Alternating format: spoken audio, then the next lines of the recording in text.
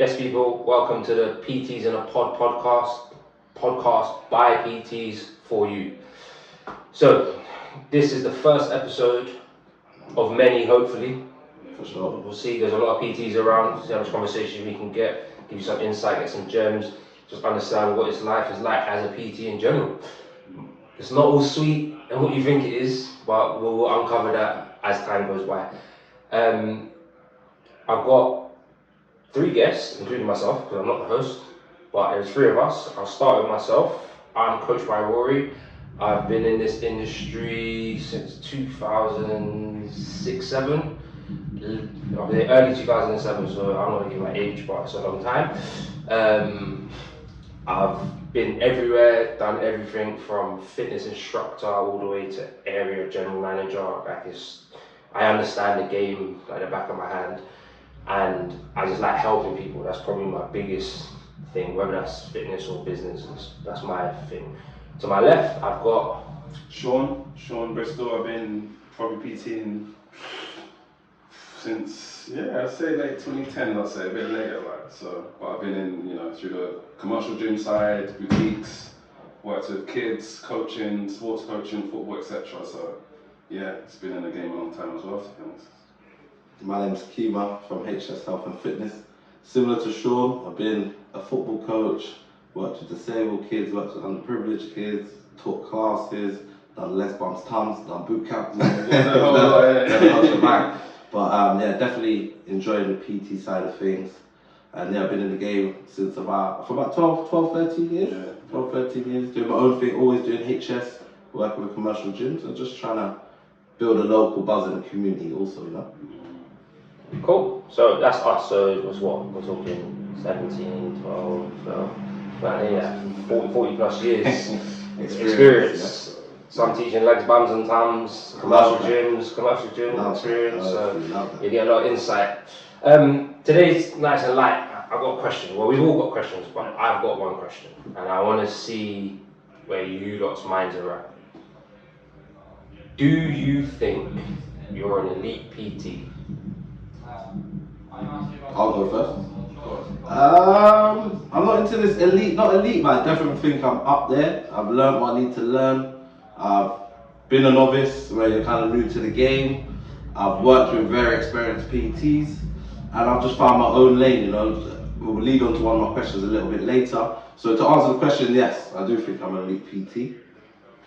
I'd say elite, you'd have to define it for me, like define your version of elite. What's elite to you? What's elite to you? You answer it to you. For me, elite is top of your game, top of the, if you're looking at a group, let's say, in a gym, for example, that's a perfect group place. of PTs. If you're the top performer in that said gym or in your realm, that would be for me elite. What quantifies that in your gym?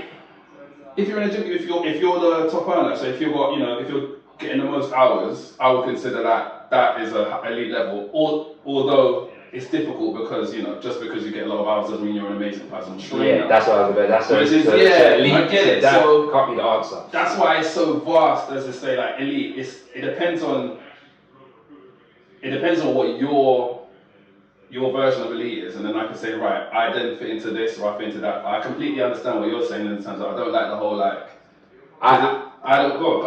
get why you two are saying that, but I like the fact that if you deem yourself elite, you deem yourself elite. That's your perception of yourself. Yeah. What others deem you as is none of your business really. Yeah. But I ask this question kind of everywhere I go because I just like to see PTs get rattled because it's an ego thing. He loves it. But personal training is a very ego-driven bunch of people. Not everywhere, for sure. Predominantly, no one can say they don't look at what another PT is doing. That doesn't mean pocket watching. It doesn't mean none of that stuff. It's smart to watch what other people do regardless. Because you want to see, you might want to learn, but then there's also some people look at it in a malice way. There's some PTs that are looking at it that way. It's just in every walk of life, in every career, in every profession. But my thing is, I figured it out the other day, and I said to myself, I don't think you can deem yourself an elite PT if you are just level 3 qualified. I disagree with that at the same time. Say why? I disagree with that because I know people who level 5, level 6, and I'll smoke them for knowledge, information. I think there's a lot to do with your experience. Yeah. Because you can learn all that information. Let's be real. You're not. Yeah, it's true. I'm not gonna say I can get every single aspect from strength and conditioning, but if you work, that's when everyone says level 4, they instantly go S&C. let's say level 5. They go S&C, but you've got pre and postnatal, you've got diabetes, Done management, you've got you've got lower back pain. I get you. If you've just got the level 3 just course, got the level 3. I agree with that 100%. And that's not even level 3 100%. diploma. Yeah, That's just level 3 certificate. We're talking about that 30-day course, or not even yeah, that 1 day. Alright, cool. I agree with that. 100%. You can't be considered in the I conversation agree to with me. that. 100%. You did. To your question, it was about what makes elite. Knowledge. Yeah. Experience. Yeah. Hours put in. Mm-hmm. Price does come into play, but price is also demographic. Yeah. So, like I said, I've worked in the Mayfair areas. I know PTs charging $150 an hour, bro. But that don't make them a $150 an hour training. No. One of them was, but that doesn't make not 150 clients. Yeah. But that's how it goes. Yeah. So it's. I love asking this question because I just like to see how fellow PTs answer it because what will happen is. Later on today, you might just go home and think about it. No, it's good. And that's all it is. It's a think piece. I mean, as I've got older, and I think I was saying to you before, I'm less ego-driven. Like, I know you said that the game is full of ego-driven PTs, and I genuinely consider myself not one of them, man. I've been in them spaces, and it's just toxic. It's a toxic environment. You know, people are trying to eat off each other's plates. The standard isn't the greatest, and so. Hence why I'm in a space like this where I'm around people that we're all working for ourselves in a space, but, I'll sit and speak to any other PT about whatever it may be. We'll share ideas and whatever it may be. So, yeah, in terms of that, that's why I just feel like depends where you're at, man. I feel like in certain spaces you do need to feel like I am the elite PT here because you have to eat. Do you know what I'm saying? When you're all fighting for the same circle of clients. So would you say it's a mindset thing? I think it's a mindset. Let me jump in there. I don't ever feel people are fighting for the same clients. Yeah, you might be fighting in the same pool, but people are going to go to you for your skill set. People are going to come to me for my skill set. Yeah, there might be a couple in between, but if somebody really knows what they're looking for, they're going to choose the PT for them. See, I don't agree with that on the other side. Because let's say I'm Joe Public off the street and I walk in the gym. All you lot are to me 100%. is just a picture on the wall. Yeah. But that's why I said for people who know what they want. Yeah. Okay, but majority of the time, people don't know what they want. People figure out what they want after like that first 6 weeks, then their goals changing. Because now a holiday's booked on. Now there's a wedding coming up. Or now there's a pregnancy and things change, life changes. Oh, I lost my job, but I'm starting another job in this time. I've got to get fit for this, blah. Whatever it may be, I've got more time on my hands. Goals change. For sure. So the PT you picked 6 weeks ago might be for you. But now this one ain't for you. It's more for. But as a PT, and what I've learned over PTs and managing them, PTs are scared to say no. Initially, they're scared to say no, as in they're scared of losing that pound. Bro, when even when I started back in the day in Version Active, they've thrown me and another 4 or 5 PTs in the same place. And you're in a gym that's established already, with established personal trainers that have been there for 10 plus years. And now me and these other 4 guys, we have to eat. We're not getting paid. Yeah. And I'm not saying no. You want 6 a.m? Cool, I'll see you 6 a.m. You want 9 p.m? Same day? I'll see you 9 p.m. same day. What would you want? Prenatal? I've done that. Don't worry. Welcome to Revival Personal Training, the home of personal training in West London. With 2 studios, kitted out with squat racks, all functional equipment, CrossFit, powerlifting, we've got it all. Come down, check it out. We've got a recovery room as well. We have an ice bath and sauna and showers with 2 therapy rooms, 1 Pilates and 1 massage. So anyone that wants to hire the space can do. Check it out. Revival PT Studio, Hammersmith. Crazy. Whoa, but you're forced to because that is a real, there are PTs that are passing their stuff in there, you're in your 20s, you might even have kids already, whatever it may be, and you're walking into place, they ain't paying you nothing, bro. It's like, I have to fend for myself. 100%, but you chose the game you've stepped into. And to me, you need to play by the rules. Yeah, but it's difficult to say that. No, you can't even pay your rent. I get that. Then go hit Tesco. Go hit. There's nothing wrong with that. I did that in lockdown. I needed something to supplement the tax man to be happy. So I went and worked at Tesco for 2 months in Olympia. I rate that. I was 21 hours, quick, easy work. I was getting a discount on my shop per month. I rate that. But that's where pride and ego comes in. So that's what I was saying about if you're not qualified to do something, don't do it. So you say it, I get the mindset you're coming from, but now here, peep this, to that same example you gave.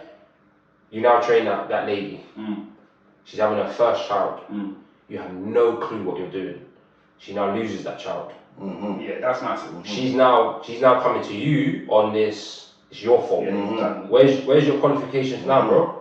Where's the paperwork? Saying that, Roy, even if I had the qualification, and we all know this, even if you have the qualification, there are still PTs that will do the most and the qualification removes fault from you to a certain aspect. But you're still liable regardless. Your insurance will cover you for that. If you do not have the qualification, and I'm telling you PTs now, if you do not have the qualification, stay away from it. But yeah, it's just a think piece. I'm gonna tell you one thing because I've done some pre-postnatal, but I did have my first client before I had the qualification, and just like anything, who I am, I went and researched the books, and spoke to people, started. It's just like anything. You start off light. It's very introductory. It's not a guessing game. You're sticking to the plan, but it's very light. We slightly increase. Because I've done the qualification in 2 factors. If they've never trained before, if they have, you can generally maintain they're training that. They should maintain what they're doing. If it's not their first child. If it's their first child, you always tailor back. Because their body's not used to said child. If it's their second child, they're going to be there doing back squats till they're 39 weeks. Honestly, I see a girl squatting 60, doing plank on both of them. She had it worked for her. So again, as what we're saying, I always like to stay in my lane. This is something I think we're going to touch on later. There's always going to be competition, but I'm me, you're you. I think I'm always going to do me. I think I'm always going to be successful in what I do because I believe in what I do. If it's not in my bag, as they say, I don't know about all this bag talk and all this, then I don't do it. So again, if you ain't got the qualifications, you should be turning down some money. That's now with the foresight, with the hindsight of having experience. Now we're looking back and it's like touching on what I was going to ask you lot, which is like if you was looking at yourself, you just passed your qualification. What is there anything that you would do completely differently? So Rory, you've just passed. And you're just talking to yourself. What are you doing differently? Am I doing it based on? Am I looking back at myself? Yeah, based on what you've learned now, your knowledge now. I did my qualification and I didn't touch my PT. I didn't touch PT for 2 years.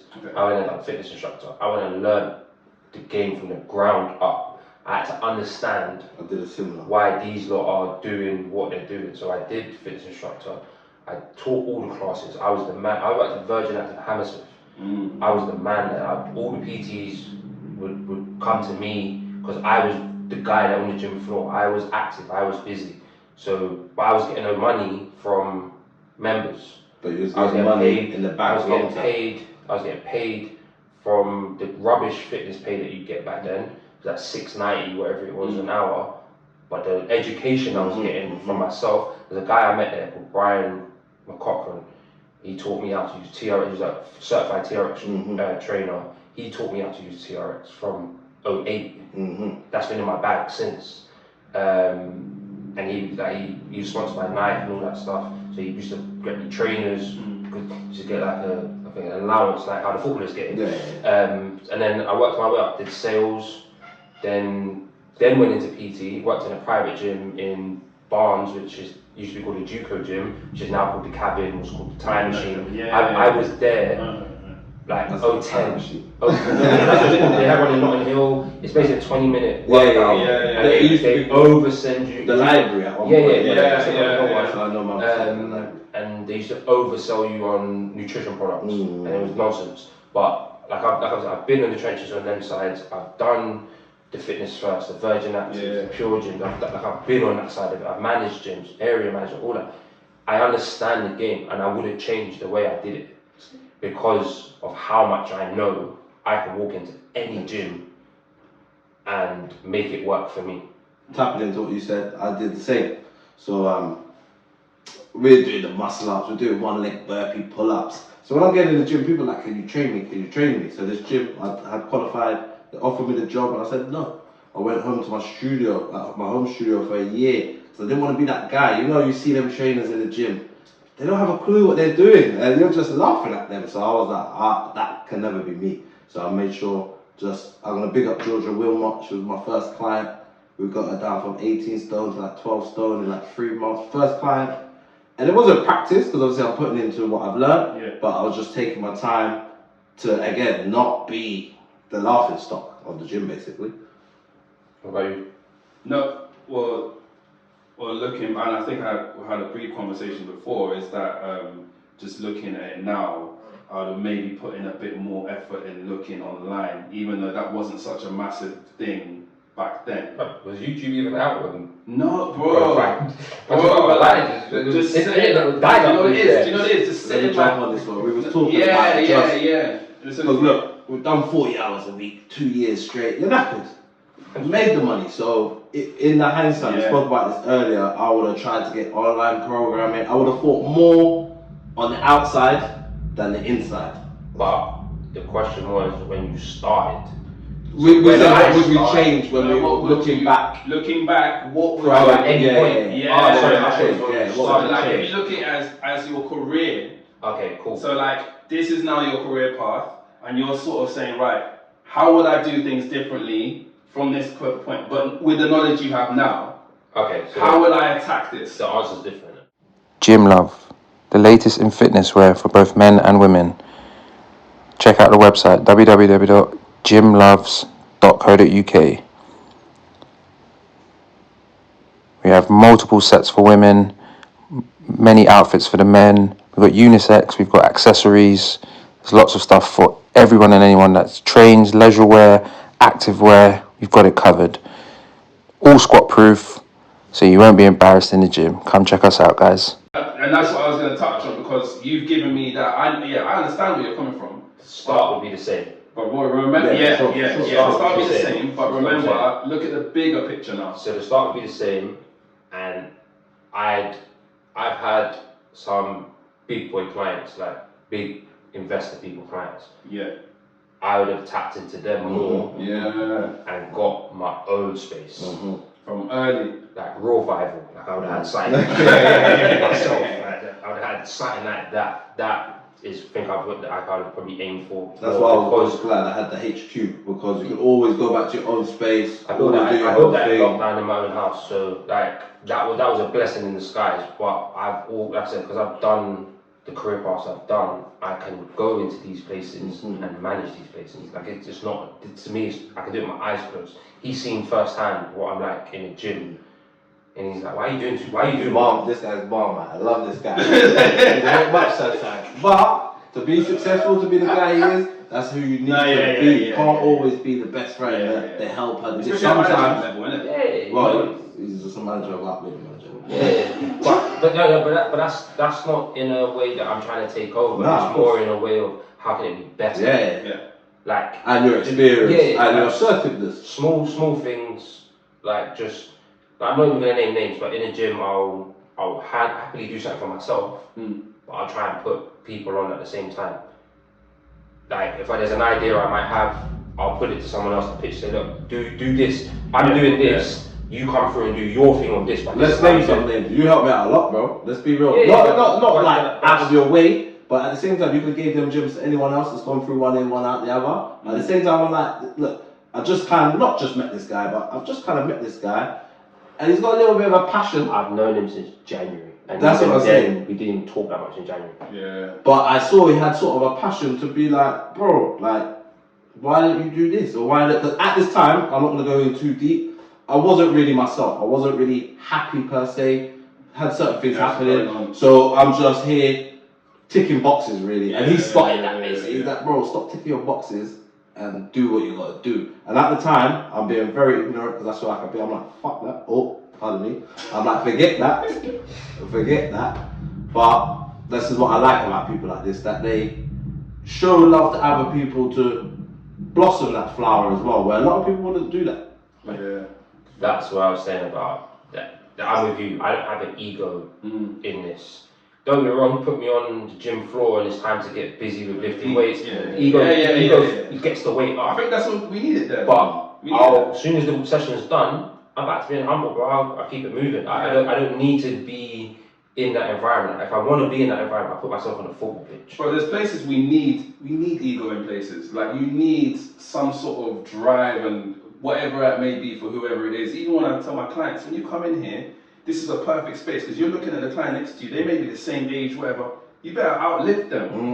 If they're on that assault bike for 2 minutes, you better do 3 minutes the next. Do you understand? Because you need to tap into. Because some people don't have that. Do you know what I mean? So I'm trying to just tap in. That's why they're here, really. That's why they need a personal trainer. Exactly, because they don't have the. And most of us, not most, some have passion and drive to do stuff on their own. But if I'm training on my own, or if I'm training Rory, I'm training your own. Very rarely, bro. Like I do it on my very rarely because I'd rather train with someone else that push me to. I'm the opposite. I love training my own. I train with the man. They're looking to the but at the same time, going back to, I need to stay in my lane. I need to do what's good for me. And I've learned from the past, training with the other man, trying to do the ego lifts, my back. But if you're training, this is it. Ego lifts to me reside in your commercial gyms. 100%. Whereas here, when you're training with people like that, the caliber of PTs that it is, it's proper. So I see why Shaun's always training with someone. I get it. Because the level that they're training at is a good level. They're gaining, so it's not just overload. And that's the key. Overload. Not understanding the basic principles of training, not understanding periodization. And especially in commercial gyms, especially in gyms where your friends are, you might have a couple of people from the hood, they don't want to hear that. They want to lift that. Lift that. Deadlifts. Lift that. Pound specialist. Lift that. Pound specialist. Kima, what did you had a question? Yeah, my question was, do you feel social media has changed your own perceptions of yourself, of your peers, and the industry itself? Social media has changed people's perception of me. I've always been the same person. Like I've never changed. I'm always, if you don't know me, I'm moody, I'm quiet, I'm unapproachable, I'm miserable. This is why I said, Mama. But these are all things that I know. But I give off these things because I don't need people on me all the time. That's my defense mechanism. If you get past that barrier, it's cool over here. It's fun and games. So what you get of me online, if I'm hitting a joke or I'm doing blah blah blah, generally that's just me. But I can be that because I'm doing it to my phone. I'm not doing it to new people. New people are just seeing it. Yeah, they're just seeing it. Again, you don't know their temperature. You don't know these people. So you've got to be very rare. And a lot of them videos are pre-recorded, so I might have done them when I'm in a good mood. But I've got a backlog of about 11 videos ready to post, but they're all done on one day. But I never do. You never catch me on a live just talking because my mood's so temperamental. I don't know what, and it's not. And again, it's not me being fake. It's just that I can't be bothered because I don't live in that inside my phone. It's just another way of you seeing me when I'm not seen in the place that I'm meant to be, i.e. the gym or wherever. So it's had a positive effect because like more people see you. So social media has changed it. So your accessibility is a lot broader. It's had a negative effect because of all the bullshit influencers and fake PTs that have come along and they'll have surgery and then it's buy my plan or do this and the booty band bandits where you can build this bum off of just fabric bands. It just drives me insane. But I think we're a little bit past that fact. but that's what it stems from, and then that's what you get. So on one side it's a positive, 100% it's a positive. But on the other side there are a lot of negatives that come with it, and enhances to me the body dysmorphia because you're seeing one type of look on the trend, on the algorithm. On either it's female or male, one type of look, and then that's all people want to achieve is that, but that's not real. Yeah. The initial one was not real, so that's my take. So I was thinking about this on the way here. Exactly what you're saying is, someone could be shredded, six pack, all the muscles, but they're not telling you the trend they're taking, the cleanse. They don't sell you that with a plan. I'm not saying everyone. I'm not saying everyone does do that, but I just feel it's not a real world, but it has many positives, but also many negatives. I think one of the biggest negatives is the body dysmorphia thing, and that's just the fact that people are looking at images every single day of unattainable bodies and physiques. I've got clients and I've told them, like, you know, you've hit your target, whatever it may be. I'm moving goalposts for you, and I know you enjoy training with me, but you look amazing. And it's usually the women in that, like, a certain age. It's like, you look amazing. No, I really, you know, they're still so like self-conscious because they are looking at, and you know, you're looking at something every single day. I call that the Kardashian effect. Don't be a Kardashian. Yeah, no, but it's like every single day looking at it, and they're like, I don't, you know, and it's like, so I think there's a lot of lack of self-love with both men and women because, yeah, you're looking at these guys, some of these people, yeah, not everyone takes drugs.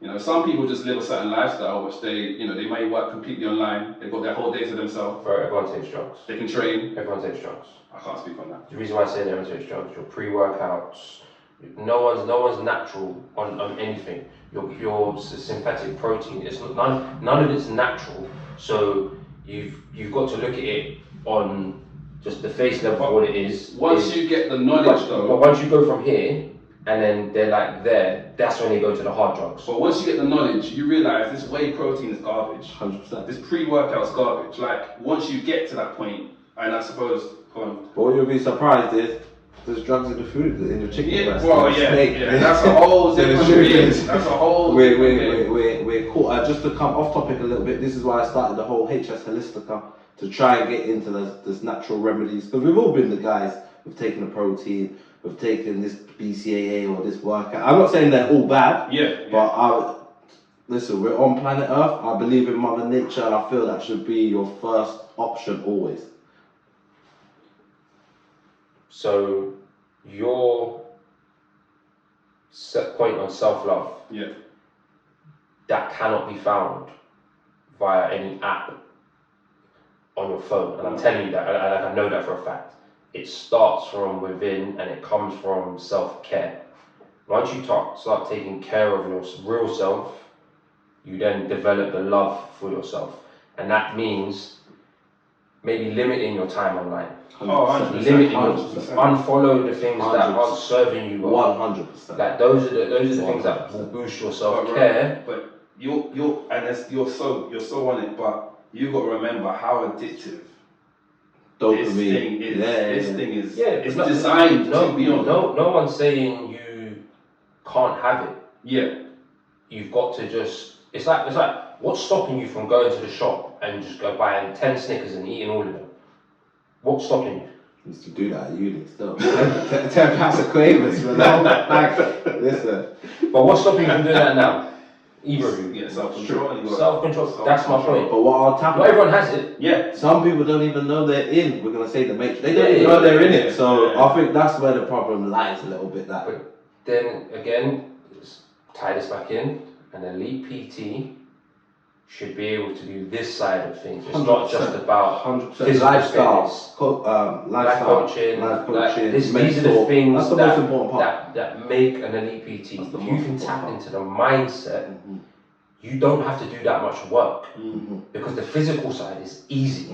Yeah, that's the easy bit. If the mind is ready to go run through fire, he's gonna run through fire. He's gonna run through fire. But if the mind said no, the body's not taking you. So to tap on that, I always say there's two types of clients. I'm not saying there's not different types of ways people train. There's people who want it and the people who don't. Yeah. And the simple fact is, the people who want it, I'll say, can you send me your macros or pictures of your food? And they'll send it daily. These are the clients who do great. Then you've got the other client who's always got an excuse. Like, can you just send me the pictures of your food? Do you want to track? A lot of people will start saying, tracking. gives me, what's the word I'm looking for? It hurts their head and they don't like it. Alright, cool. Can you just send me pictures of your food? So we can see, what's your portion size? Are they big? Are they small?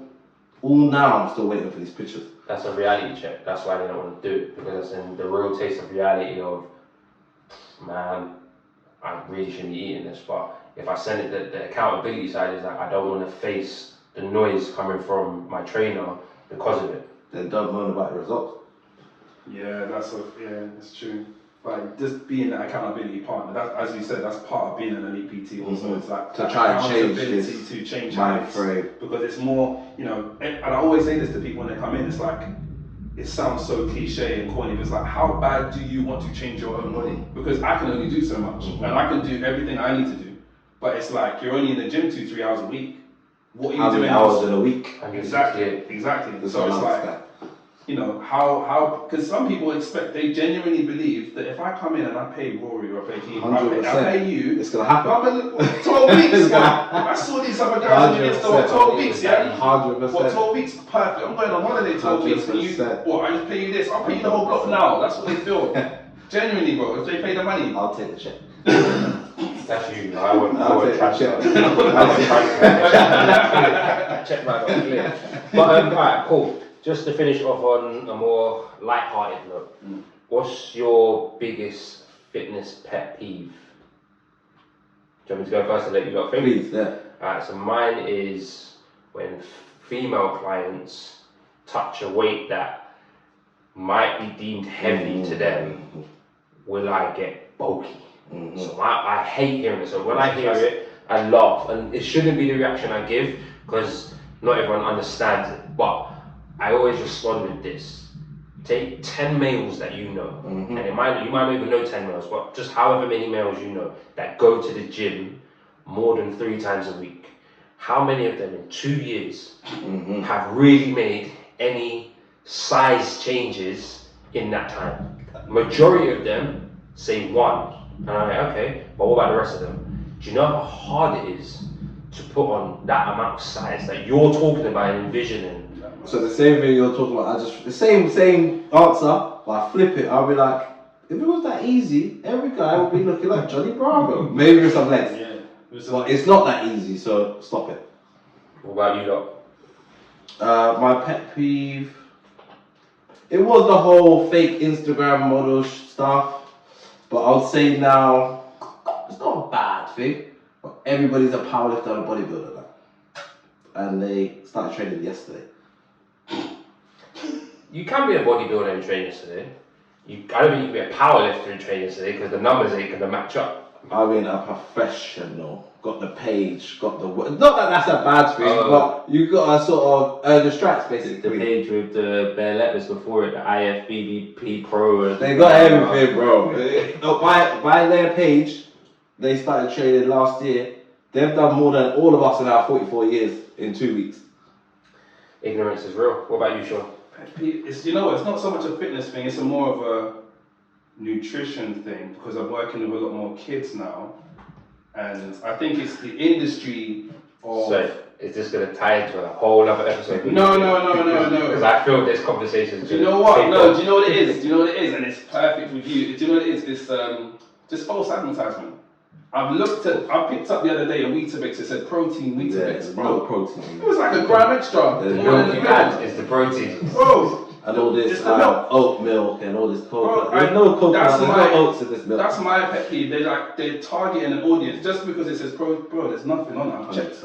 So that's my thing, I think. So to tie in with you, to give you guys, whoever's listening, if you're a parent or whatever, breakfast cereals is the worst thing you can give your children. Terrible. Give them eggs, give them something with a bit of substance, because breakfast cereals are not it. If anything, if they need to have it, they don't, but if they need to, give it to them after school. Give it to them then. But other than that, don't give it to them. I think on a controversial side, look, we had all of it. I know it's not great and we know better. At the same time, I try to let kids be kids, but the education is there. It's like, look, this ain't a lifetime thing, and realistic, I don't even want to give this to you, but you're going to go to your nan or your uncle, your friend, and they're going to give it to you, so we're going to just try to limit it. You've got to know what's happening. I get that, but at the same time, it's your child. 100%. You're not depriving them of anything that's anything good. It's There's not even any you're taking value. something bad away from it. 100%, but both parents got to be on the same page. Facts. If both parents ain't on the same That's page, a whole different part. it's a battle you're losing. I'll be honest, not to go too deep. The first 2 years of my son's life, I wouldn't let him eat sugar at all. No sweets, no nothing. It was a losing battle. Yeah, 100%, because he's going to be around kids at school. There's going to be the one thing you can't. That's what happened at nursery. Yeah. Gone to nursery. I'm like, where's the consent form? You give my son chocolate cake because it's a standard commodity to them. It's okay. The puddings are cake and remember when we was at school, puddings, cake and custard. That was good time. Love that. But as you said, my mum didn't have that education. Of course, 100%. I was supposed to break the mold. Yeah, so we have the education. 100%. So it's about teaching others. 100%. But alright, that was the first episode of PTs in a Pod. I've been myself, coached by Rory. I've been myself, HS, Hakima Speed. And Shaun Bristol. We'll catch you on the next one. Peace. Smash. Boom. And that's how you do a podcast. Yeah, that's it.